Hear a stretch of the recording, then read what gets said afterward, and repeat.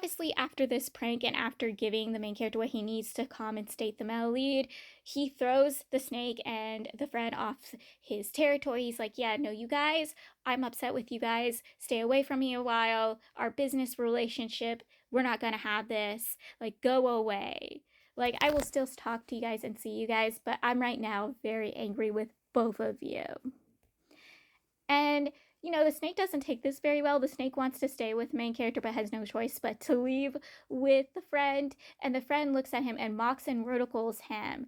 And he kind of mocks and ridicules himself too. He's like, you got to sooner or later learn that yes, he will pamper and spoil you when you need to be taken care of. But once you don't need to be taken anymore, he will throw you out and not even look the other way anymore. Like, it is very sad and very disturbing. And he even goes, oh, I can't wait for the male lead to learn this lesson too. He can't wait once the male lead realizes the main character will spoil and pamper you until you don't need to be taken care of anymore, and he will throw you away just like he did those two. Like, ooh, I'm a little worried. The main character and male lead are starting to share a room and specifically share a bed. And the male lead has to use the bug that's supposed to calm him and state him in the nights to use to control his desires, because he wants the main character.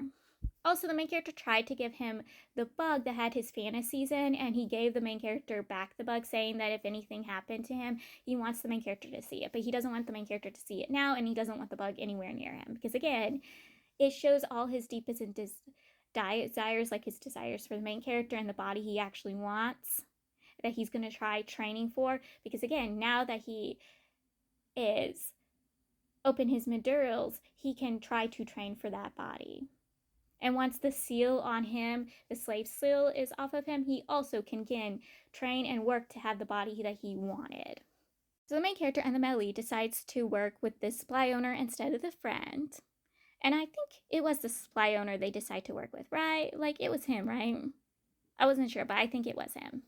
The main character also finds out from the supply owner that the groomer is back in his sack. So the groomer had ran away because somebody had found out what was done to their child and came knocking on his door. Well, this dude actually didn't really care for his child because it was a midget child and he had way more kids. He just wanted to make a scene and get some money out of it. Because again, the people in this story is just terrible, vile people. And the main character goes to the sack. He sees this dude being horrible to a child, basically mutilating this kid, setting the kid up just the same way he set up the male lead, and the main character just had enough of it. He didn't want this child to have the same fate as the male lead did. He did not want this. It was disgusting. It was horrible. He steps in and he gets rid of the dude. He's like, yeah, no, you're not going to do this anymore. And obviously this child who is being groomed and thinks the world of his teacher starts fighting against the main character. Luckily, someone steps in and is like, no.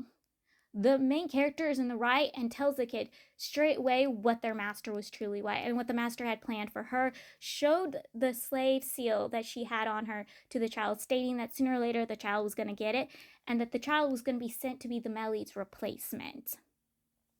Because again, this child was disrespecting the male lead too, on top of it, saying that the male lead was ungrateful because the male lead never came to visit or never sent letters, because again, the male lead was being treated like a plaything where he wasn't. And so this kid is given the true things. And the main character is like, hey, I'm here to save all of you. You either can come back to my sack, or I can take you back to the mortal realm, and I'm going to give you the stuff you need because we're going to basically empty out this dude's vaults. Because I'm here for certain things, like the stuff to remove the male lead seal. So they go and collect everybody. The woman informs everybody the truth of what's going on, and they're sent to, I think, the main character's place or sent back to the mortal realm. I think they were sent back to the main character's place. The main character, he goes to the male lead. He hands over the bead that the soul of the groomer is in, and he tells the male lead he can do whatever he wants to the bead. It can be his stress ball, his relief. He can do whatever he wants to the ball, but he warns the male lead, hey, I took care of your groomer, but don't go after your owner because we can't lay hands on him. Because if anything happens to me, the owner will take over this sack and you will have a worse fate like you did before. Like, I can't do anything against this man right now. And the Meli's like, I understand, but is very pleased he can do whatever he wants to the man who ruined his life. The main character also gets rid of the seal on the Melody. I was so happy for the Melody. I was dancing, I was skipping, I was just squealing for him. I was so happy for the Melody. He is now free. He is no more a slave. Ooh, yes. Great, love you. And then third is that he found a box that the Melody's brother had made him that the Melody took with him when he was supposed to become a converter. And that he was collecting small things in, but he lost that box when he was sent to his owner. He thought he'd never see that box again, and now he has that box and he is so happy. And the main character had collected some gems and jewels to put in the box to gift the Melody. I was so happy. Now the Melody does get his revenge. The main character, practicing medicine, you have to practice on bodies, and typically he's working with dead bodies, and these dead bodies are sent by his friend the Poison Master. And one of the bodies that was sent to them was one of the people who did a horrible, vile thing to the Melody. So the Melody gets revenge on the body. They come across an injured sick person, and the main character doesn't really want to help this person because, again, this was one of the things the original host did. The original host didn't go around saving and helping everybody. And the Melody convinces him, hey, let me help this person. So the main character is like, you can help them. The Melody didn't want to help this person. He wanted to give this person a worse fate than what he had and give this person what he got. And I'm going to say this. I know I've said before, I hate when people do bad things just because they had a bad past. But I'm okay when a person who had a bad past does bad things to the people who did bad things to them. I'm perfectly fine with that. That's what I said in Husky and His White Cat Shujin. I am perfectly fine when someone does bad things to bad people or do bad things to someone who did bad to them. Not when they do bad things to innocent people. I don't like that. I don't like that. Melody is supposed to go through a tribulation, which, lightning strikes at him over and over again, except the lightning is not stopping. The lightning is trying to actually get rid of him and kill him. And the main character realizes this, and the Melody also, and the Melody's just like, hey, you're crossing a line, but I don't care. You can get rid of me. You can kill me. I already had a terrible life. Give me all the bad you can. And the main character's like, no, I can't let him die. I have to protect him. I gotta save him. So the main character uses his own spiritual tool to try to protect him. It breaks, and then he throws himself on the Melody to protect the Melody, and he gets badly injured. And finally the tribulation stops, and the Melody has to rush to cure and save the main character, and that's where kind of the book stops. We do get to see the main character's friend attack an entire group of people using his snake thing and really show that he's a borderline yandere for the main character. And we also get hints of the Melody becoming a demon king, I think. Like full-on giving Scum Saving System vibes. The way the main character reacted, it's the same in Scum Saving System.